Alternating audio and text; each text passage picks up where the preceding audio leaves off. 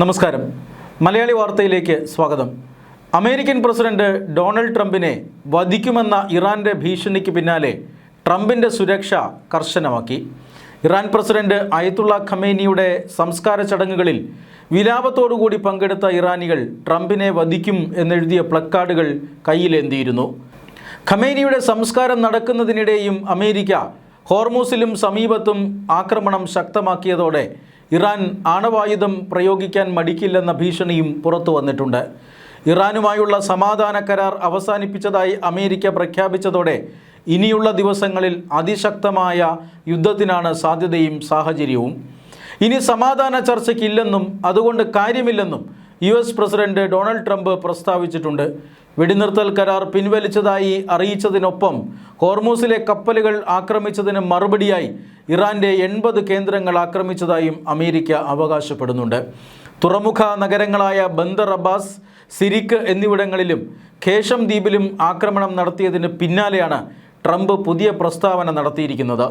ട്രംപിൻ്റെ പുതിയ പ്രസ്താവന ഒരിടവേളയ്ക്ക് ശേഷം പശ്ചിമേഷ്യൻ സമാധാനത്തെ പ്രതികൂലമായി ബാധിക്കാനുള്ള സാധ്യതയെ വർദ്ധിപ്പിക്കുമെന്നതാണ് വിലയിരുത്തപ്പെടുന്നത്.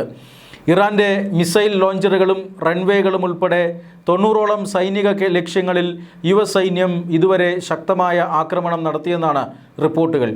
ആണവ നിലയമായ ബുഷേറിന് സമീപം US ബോംബിട്ടുവെന്ന് ഇറാൻ ആരോപിച്ചു. ആക്രമണത്തിൽ ബുഷേറിലെ ആണവ നിലയത്തിൻ്റെ പരിസരവും ചോഗാദക് നഗരത്തിലെ സൈനിക താവളവും തകർത്തതായി ഇറാൻ സ്ഥിരീകരിച്ചു. കൂടാതെ ചൈനയുമായിട്ടുള്ള അതിർത്തി വ്യാപാരത്തിന് ഉപയോഗിക്കുന്ന 2 തന്ത്രപ്രധാനമായ റെയിൽവേ പാലങ്ങൾ US തകർക്കുകയും ചെയ്തു. ഹോർമൂസിലേക്ക് അമേരിക്ക അത്യാധുനിക മിസൈലുകളുമായി ആക്രമണം ആരംഭിച്ചതോടെ സംഘർഷം വീണ്ടും ശക്തിപ്പെട്ടിരിക്കുകയാണ്. ഇറാനുമായുള്ള യുദ്ധം അവസാനിച്ചിട്ടില്ലെന്നും ഇറാനെ മുട്ടുകുത്തിക്കും വരെ ആക്രമണം തുടരുമെന്നും ഇസ്രായേൽ പ്രധാനമന്ത്രി നെതന്യാഹു വ്യക്തമാക്കി. ഇറാന് നേരെ ആക്രമണത്തിന് സജ്ജമെന്ന് ഇസ്രായേൽ പ്രതിരോധ മന്ത്രി ഇസ്രായേൽ കാറ്റ്സ് ഇന്നലെയും ആവർത്തിച്ചതോടെ പശ്ചിമേഷ്യയിൽ കൂടുതൽ ആക്രമണങ്ങൾക്കാണ് സാഹചര്യം. ബുഷേർ ആണവ കേന്ദ്രത്തിന് സമീപത്തുൾപ്പെടെ തെക്കൻ ഇറാനിലുടനീളം സ്ഫോടനങ്ങൾ നടന്നതായിട്ടാണ് റിപ്പോർട്ടുകൾ. ഖമേനിയുടെ സംസ്കാര ചടങ്ങുകളിൽ 8 ലക്ഷത്തോളം പേരാണ് പങ്കെടുത്തത്. പേർഷ്യൻ ഗൾഫിനെ അറബിക്കടലുമായി ബന്ധിപ്പിക്കുന്ന ഇടുങ്ങിയ ഹോർമൂസ് ജലപാതയിലൂടെ വടക്കൻ തീരം പൂർണ്ണമായും ഇറാൻ്റെ നിയന്ത്രണത്തിലാണ്. ഇവിടെ ഇറാൻ്റെ ആധിപത്യം തകർക്കുകയാണ് അമേരിക്കയുടെയും ഇസ്രായേലിൻ്റെയും പരമമായ ലക്ഷ്യം. തന്ത്രപ്രധാനമായ ചില ദ്വീപുകളും ഇവിടെ ഇറാൻ്റെ പക്കലുണ്ട്. ലോകത്ത് കടൽ മാർഗം കടന്നുപോകുന്ന അസംസ്കൃത എണ്ണയുടെ 25%വും ദ്രവീകൃത പ്രകൃതിവാതകത്തിൻ്റെ വലിയൊരു പങ്കും ഹോർമൂസ് വഴിയാണ് നടക്കുന്നത്. ഇറാൻ്റെ പരമാധികാരം ഇല്ലാതാകും വരെ യുദ്ധം തുടരുമെന്നാണ് അമേരിക്കയുടെ നിലപാട്. ഇറാൻ ഹോർമൂസ് അടച്ചാൽ Saudi Arabia, UAE, Iraq, Kuwait, Qatar തുടങ്ങിയ രാജ്യങ്ങളിൽ നിന്നുള്ള എണ്ണ വിതരണം പൂർണ്ണമായും നിലയ്ക്കും. എണ്ണ കിട്ടാതെ വരുന്നതോടുകൂടി ഇന്ത്യ ഉൾപ്പെടെയുള്ള രാജ്യങ്ങളുടെ വളർച്ചയും മുരടിക്കും. അന്താരാഷ്ട്ര വിപണിയിൽ അസംസ്കൃത എണ്ണവില കുതിച്ചുയരും. ചൈന, ഇന്ത്യ, ജപ്പാൻ, ദക്ഷിണ കൊറിയ തുടങ്ങിയ ഏഷ്യൻ രാജ്യങ്ങളാകും പ്രധാനമായും ബാധിക്കപ്പെടുക. ഇന്ത്യയുടെ എണ്ണ ഇറക്കുമതിയുടെ 30%വും LPG ഇറക്കുമതിയുടെ ഭൂരിഭാഗവും ഹോർമൂസ് വഴിയാണ് നടക്കുന്നത്. ആഗോള എണ്ണവില വർധന അമേരിക്കയിലെ ആഭ്യന്തര ഇന്ധനവിലയെയും ബാധിച്ചിട്ടുണ്ട്. ഹോർമൂസിൽ ടോൾ ഈടാക്കാനുള്ള അനുമതിയാണ് ഇറാൻ ആവശ്യപ്പെടുന്നത്.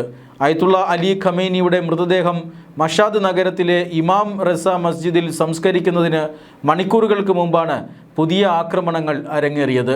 ഖമേനിയുടെ വിലാപ ചടങ്ങുകൾ അവസാനിച്ച സാഹചര്യത്തിൽ ഇരു രാജ്യങ്ങളും തമ്മിലുള്ള അന്തിമ സമാധാന ചർച്ചകൾ പുനരാരംഭിക്കാനുള്ള സാധ്യതകൾ വിരളമാണ്. എന്നാൽ അയത്തുള്ള അലി ഖമേനിയുടെ മരണത്തെ തുടർന്ന് പുതിയ പരമോന്നത നേതാവായി ചുമതലയേറ്റ മകൻ മൊജ്തബ ഖമേനിയെ ചടങ്ങിൽ എവിടെയും കണ്ടില്ല. പിതാവ് കൊല്ലപ്പെട്ട അതേ വ്യോമാക്രമണത്തിൽ മൊജ്തബയ്ക്കും ഗുരുതരമായി പരിക്കേറ്റിരുന്നു. അതിനുശേഷം രേഖാമൂലമുള്ള പ്രസ്താവനകളിലൂടെ മാത്രമാണ് അദ്ദേഹം ആശയവിനിമയം നടത്തുന്നത്. അയാൾ ജീവിച്ചിരിപ്പുണ്ടോ എന്നതിലും ആശങ്കയുണ്ട്. ഹോർമൂസ് കടലിടുക്കിലൂടെയുള്ള കപ്പൽ ഗതാഗതത്തിന് ടോൾ ഈടാക്കണമെന്ന ഇറാൻ്റെ നിലപാടും അന്താരാഷ്ട്ര ജലപാതയിൽ ടോൾ അനുവദിക്കില്ലെന്ന അമേരിക്കയുടെ അവകാശവാദവുമാണ് ചർച്ചകൾക്ക് തടസ്സം നിൽക്കുന്നത്.